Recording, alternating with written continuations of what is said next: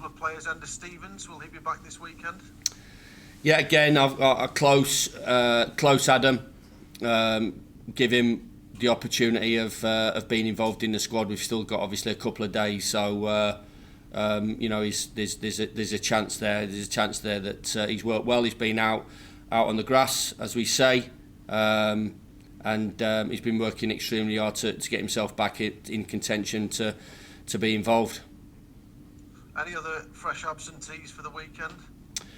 No, Ethan is obviously trained as well, so he's another one that we'll make a late decision on. But as I've said, we're getting back to where we need to be with everybody fit and available for selection. So Ethan and Ender are obviously the two big ones that have not been involved in the last couple of weeks. But hopefully that they'll come through training tomorrow, and we'll take it from there. Is Lys Mousset fit enough to start if selected? I wouldn't say so. The amount of time that he's had out, obviously, he's had 2 or 3 months out now. Since not played any games, very few games pre-season. Came back and played against Derby, and obviously got injured against Preston, and obviously missed the first 9 games of the season. But he's getting there. I thought it was a decent contribution. He'll be a little bit disappointed that he didn't finish that opportunity that he had. But as I've said, he's an important player to us, and for him to be fit, his assists and his goals are an important addition to what we need to win games of football. Did Keane Bryan do enough at West Brom to get another shot at left centre back? We have to wait and see, Adam. But I thought he did okay. Obviously, making your debut in the Premier League, and it's not like if he's been playing behind closed doors games. That's been obviously an issue for not just us, for every team, in terms of setting games up for the boys that have not played any football. But he's trained well enough this week. His contribution, as I said, maybe first 5 or 10 minutes, just getting a foothold in the game. But after that, he grew into the game, which I expect him to do.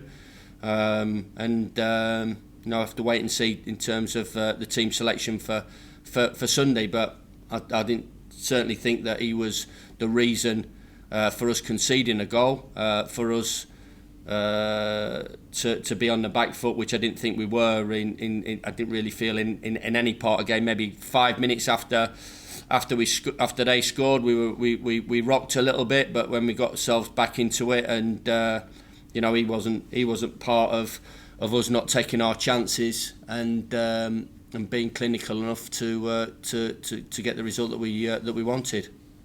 Had a couple of people asking us about Jayden Bogle, what his situation is right now. Is he just unlucky that he's behind others in the pecking order? Yeah, I mean, I can only play 11, and changes as well. We've had far too many changes to that back 5, so to make another one, especially with a young player, I would, as you can imagine, in these times, would have liked my experienced players to play, and I think what my experienced back 5 is that have played for quite a while at this football club. That's not to say that we haven't got any faith in Jayden, and if it was an injury to George, I felt George wasn't doing enough, then there'd be an opportunity for Jayden. But he's a player for the future that can go and step into us, step into the team. If you look at, as I said, you look at quite a lot of our recruitment in the summer with Max and Jayden and Rian and Rammers. They're young players. So 2 of them are involved at the moment. 3 of them are involved at the moment, and Jayden's pushing. But he's going to be a good player. He's a good player already, but he's going to be an even better one. But that was the reason, I didn't, as I said, with the amount of changes that we've had at left wing back and left centre half, I think to make another one, at this stage of the season and how we've gone so far, was the reason that I haven't. We spoke with David McGoldrick earlier. He said that himself and Billy Sharp have been sort of putting an arm around some of the younger strikers and being pretty vocal with them. Have those two got a key role to play within the squad, even when they're not featuring on the pitch? Absolutely, yeah, absolutely. They're both great guys, and they want to do well themselves. I get that, and they want their football club to do well. And I'm not surprised about that. That's what the change room's about. That's what our senior professionals are about. As I said, it's not about them. They would like to be involved. I've got to pick a side, which obviously I feel I need to do to the best of my ability at the moment, and that'll always bring up debate whether they should be playing or they shouldn't. But they've been pushing right the way through, and if that time is for them to come into the team, they'll come in, and if they're not, then they play a part coming off the bench or they play a part during the week. It's important that, as I said, the senior professionals show that leadership as well, because they're the ones that have been through this period as well as myself and the staff. Do you have enough belief from the performances against West Ham and West Brom that results will follow if you keep the performance levels as high as they have been? Yeah, of course. And in terms of Leicester this weekend, of course, Fulham went there, won earlier in the week. Does that give you confidence that anybody can really go to anybody in the Premier League and get a result? I think it's been said for quite a while, because we've done that, and we can do. We haven't at the moment. We get that, but it happens. It can happen, and we'll look and assess Leicester as we've done everybody else. Regardless of what Fulham have done there, or what West Ham have done, or the results that Leicester have at Man City and at Leeds United, and other big results that they've had. This is the nature of the division. It's a very tough one, and I think, just as much as I respect Leicester City and Brendan and all these players for what Brendan's done in his managerial career and what he's doing now at Leicester City, I'm 100% certain that he's not looking at Sheffield United way on Sunday afternoon as an absolute gimme.